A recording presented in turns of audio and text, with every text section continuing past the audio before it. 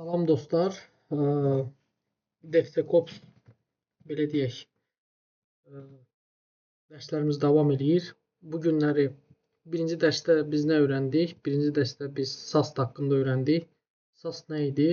SAST bizim belə deyək ki, source kodumuzu, yalnız və yalnız source kodumuzu yoxlayıb bizdə belə deyək, həm smell kod, həm buglar, həm də vulnerability'ləri bizə çıxardıb təqdim elədi. Smell kod bilirsiniz yəqin ki nədir? Aranızda kimlərsə bunu bilir. Smell kodudur ki, kodu belə deyək də əyri yazıblar, amma kod işləyir. Yəni buna smell kod deyirlər. Demək bugün biz sizə demək SCA haqqında danışacağıq. SCA nədir? Birinci ona baxaq. SCA açıqlaması Software Composition Analysis deməkdir. Proqramda istifadə etdiyiniz third party kitabxanaları yoxlayır. Yəni ki, sadəcə bunu yoxlamaqla məşğuldur. Məsələn, sən bir tətbiq yazırsan və o koda, məsələn, npm install, məsələn, pip install ilə başqalarının yazdığı kitabxanaları nə edirsiniz? Əlavə edirsiniz. Və onların içində təhlükə ola bilər.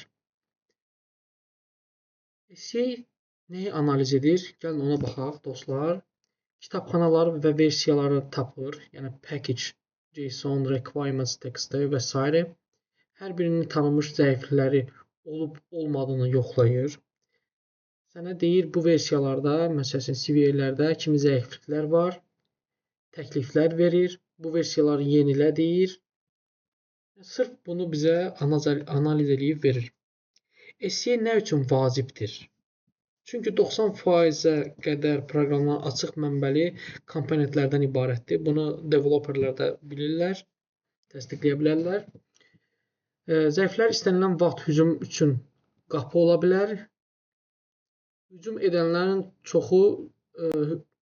edənlər bunu çox gözəl bilir. Yəni ki, hakerlər nəzərdə tuturlar bunlar.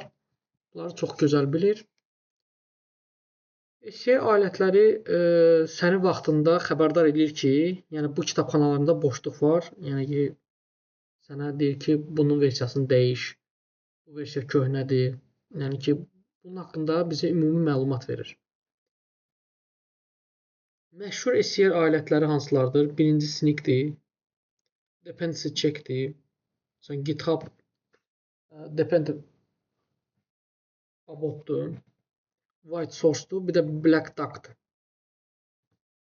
Sizə bir sadə nümunə gətireyim. Hansı ki, bu sadə nümunədə sadə bir real həyatdan bir nümunə götürək. Məsəl üçün, deyir, təsəvvür edin ki, sən ev tikirsən, bəzi hissələrini başqalarından alırsan.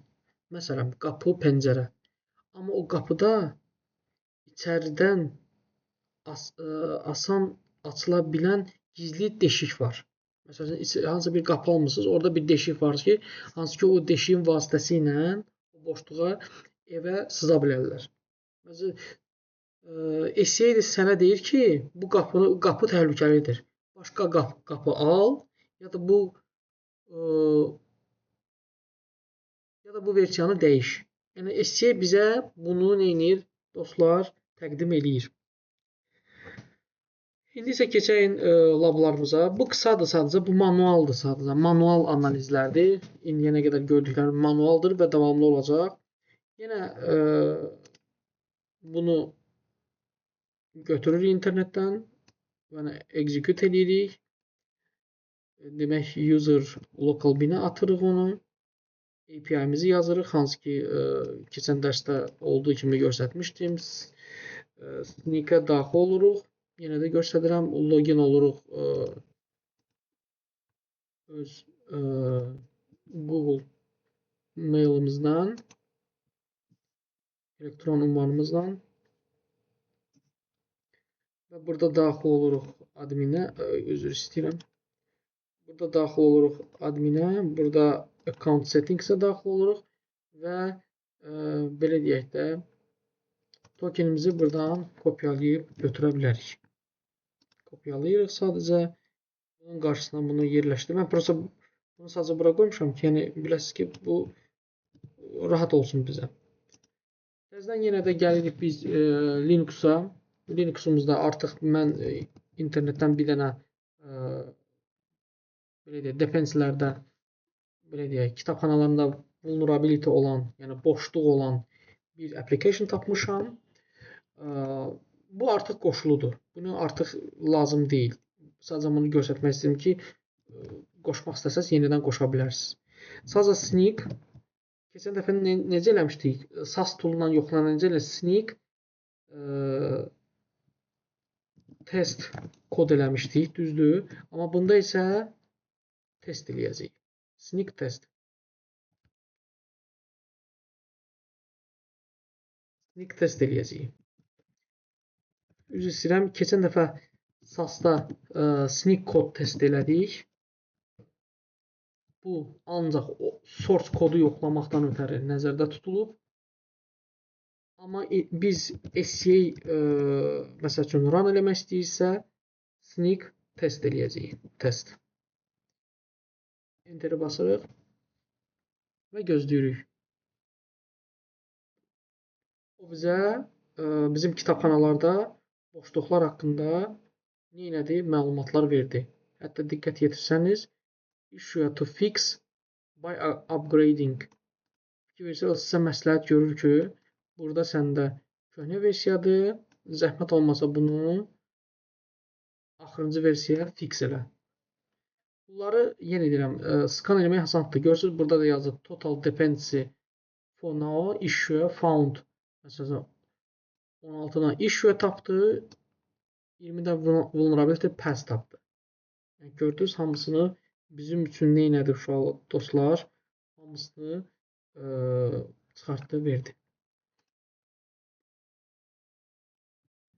Və biz istəyirik ki, onu JSON faylına ataq. JSON vasitəsilə olsun. Yəni, belə deyək, biz adi skan elədik, sadəcə bunu bizə çıxartdı, verdi. Və gördünüz, bunu belə də istifadə edə bilərsiniz. Və yaxud da ki, bunu JSON faylının daxilinə də bilərsiniz. Yəni, generasiya eləyir JSON faylına sadəcə və. Və salam. GQ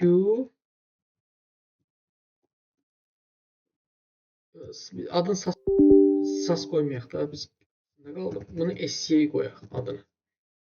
O birisini silək. SAS çıxdı orada. SAS-da siləyin.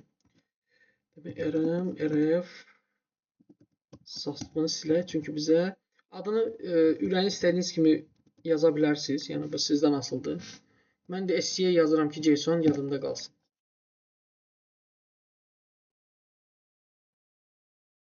Yenidən elədim. Sadəcə GQ baxırıq görək SCA-in içindən nə var. Görürsünüz, özü bizə JSON formatında verdi. İnşallah gələcək testlərimizdə də mən Defect Dojo adında bir application var, onu qoşacağım və bizim JSON faylları ora atacağıq və orada bizə bir normal şəkildə dashboardda göstərəcək highları, high severity, orada medium, orada low, hamısını bizə critical, hamısını bizə göstərəcək. Görürsünüz, burada deyir upgrade to, yazır ki SQL məsələn 3.0.6-cı versiyadır. Zəhmət olmasa deyim upgrade elə 4.0.1. Hamınıza təşəkkür edirəm dostlar. Nə sualınız olsa kommentlərdə qeyd edin, cavablandıracağam. Bu da sizin üçün SCA haqqında məlumat. Gələn dərsimizdə digər DevSecOps toollarına toxunacağıq. Minnətdaram, təşəkkür edirəm.